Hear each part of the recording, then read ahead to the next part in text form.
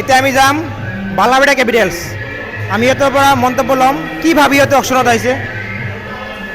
এয়া মিষ্টাৰ জাহিদুল ইছলাম বালাবেড়া ক্যাপিটেলসৰ অনাৰ। আপুনি কি ষ্ট্ৰেটেজি বনাই আহিছে অকশ্যনত? যেহেতু আপুনি দুটা ছিজন খেলিছে, এটা ছিজন আপুনি ফাইনেলো খেলিছে, এইটো ছিজন আপুনি কি প্ৰস্তুতি লৈছে, কি ভাবি অকশ্যনত আহিছে আজি? এইটো ছিজনত কথাটো হ'ল মানে আমি দুটা ছিজন খেলাইছোঁ। ফাৰ্ষ্ট ছিজনত আমি ৰানাৰ্ছ আপ আছিলোঁ। এতিয়া মানে এইটো আমি ফ্ৰেঞ্চ হিচাপত খেলিব লাগে, এইটো ইমান তাৰমানে টাফ নহয় বস্তুটো। আমি অপশ্যনৰ হিচাপত মানে প্লেয়াৰ ল'ম, যিহেতু আমাৰ আইকনিক প্লেয়াৰটোৱে নিজে এটা টিম বনোৱা তাৰ অভিজ্ঞতা আছে।